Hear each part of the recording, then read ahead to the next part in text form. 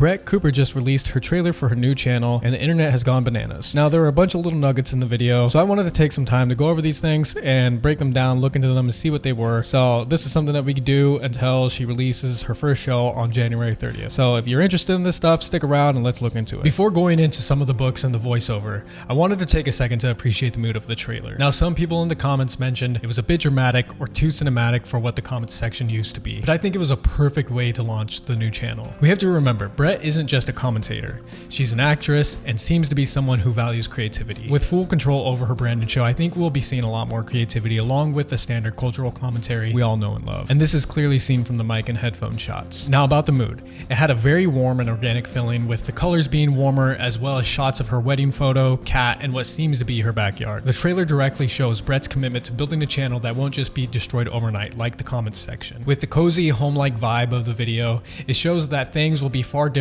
from the Daily Wire's corporate influence and will be more of a genuine, sincere platform where she can connect with her audience with ultimate freedom. Now, one of the most apparent things in the trailer was the voiceover. The world you desire can be one. It exists, it is real, it is possible. The speaker is none other than Ayn Rand, a Russian-born American writer and philosopher. She is most known for her philosophical system called objectivism, where she believed rationalism was the defining aspect of humanity and believed capitalism was the best system for humans to fully develop rationalism. If you want to learn more about Ayn Rand and objectivism, there's this awesome video by Lex Friedman where he talks to an Ayn Rand researcher about her philosophical system and cultural impact. I don't think that this is a full endorsement of Ayn Rand and her philosophical system, but more so a borrowing of words that explain Brett's current situation, as the voiceover is more of an inspirational speech about how you can build something amazing in spite of your past, so long as you are truly committed and believe it is possible. But what about all the books that got a spot in the limelight? And what about her especially fluffy cat? Well, aside from her cat, which is another token symbol of being home and cozy, the first book that is shown is Ethical Theory, a concise anthology by Margaret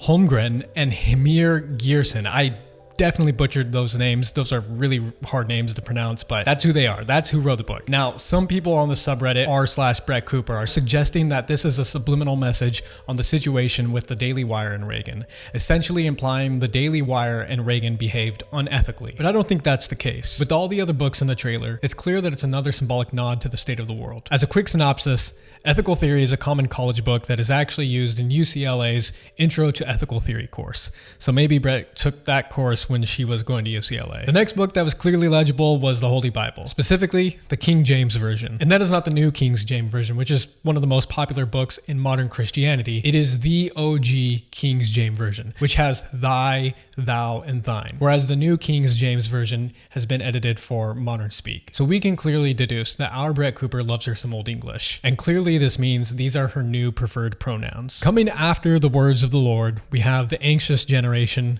by Jonathan Haidt. I think that's how you pronounce his name. But it's a book about the rise in mental illness and the struggles of Generation Z from social media, smartphones, and overprotective parenting. Now, this could not have been a more fitting trailer prop for a cultural commentary show led by a Gen Zer. Beneath that book is a novel called The Great Alone, which is about a family that moves to a small town in Alaska with an ex-military father who starts to crash out in the later half of the book, causing tremendous turmoil from the mother and daughter. I think he had like PTSD and everything because he was a veteran in Vietnam. After we go through these books, I will kind of wrap it all together and talk about what I think it means and what it has to do with the show and her current state and what she plans for the show. But after that, we got the next book, which is a very famous book called Pride and Prejudice. Many claim this to be a feminist book, but it seems to be more about the breaking of the traditional female role as male property. Now, I admit I haven't read the book, but I did read some of the synopses on the Google machine and can see that this is again most likely another nod to Brett's journey in her career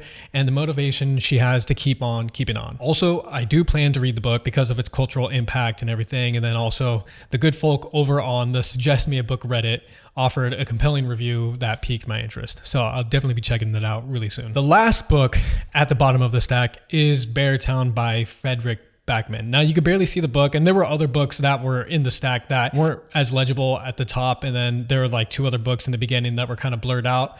But these are all the books that I could read. If you can read any of the other books, or if you know any of the other books that were in the video, leave it in the comments below. Now, how do we wrap this up into the overall message of the video and the overall mood of the trailer? Like I said at the beginning of the video, the trailer has a very warm feeling with a cozy, homey vibe. From the warm lighting, small town novels, the Bible, and Ayn Rand, the trailer encapsulates the mood Brett is going for, what she plans on focusing the channel on, which is clearly prominent cultural issues, especially with respect to Generation Z, and the commitment she has to seeing this venture through, which essentially means she's here to stay, unlike what just happened. Now, just like Brett Cooper, I am also on a mission to grow this channel and devote my energy to adding to the cultural discussions in a positive way, most of the times. Hopefully. So if you enjoyed this video, please hit the like button, and if you'd like to see similar videos from me, go ahead and hit that subscribe button. And remember, Brett drops her first commentary video on January 30th, so get your popcorn ready, and I'll see you in the comments section.